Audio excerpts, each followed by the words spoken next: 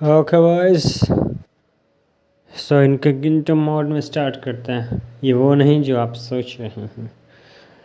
Sneezing, you know what is sneezing? अब पता ही होगा यार। मेरे को स्नीजिंग देखना है, डिफरेंट टाइप ऑफ स्नीजिंग। अबे ये क्या कर रहा है स्नीजिंग में? साला मुंह से निकाल रहा है कि नाक से आ रहा है? भाई ये स्नीजिंग है?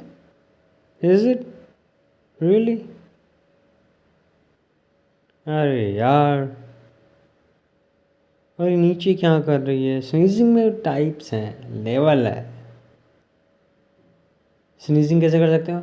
छी, ओ छी, थी, ओ छी।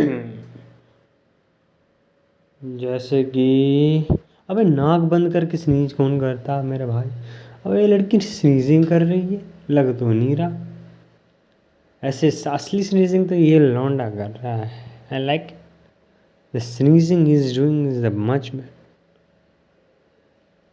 ओ भाई ये ये लड़की स्नीजिंग कर, वाह। पता नहीं, मुझे ये नहीं पता स्नीजिंग के बाद सॉरी क्यों बोलते हैं। छी, सॉरी एवरीवन। क्यों कंट्रोल कर सकते थे क्या तुम उसको, स्नीजिंग को? अबे तो सॉरी कहाँ है तुमने? और ये रहा हमारा रियल स्नीज में बोचैन। शिनचैन तो देखा ही होगा यार।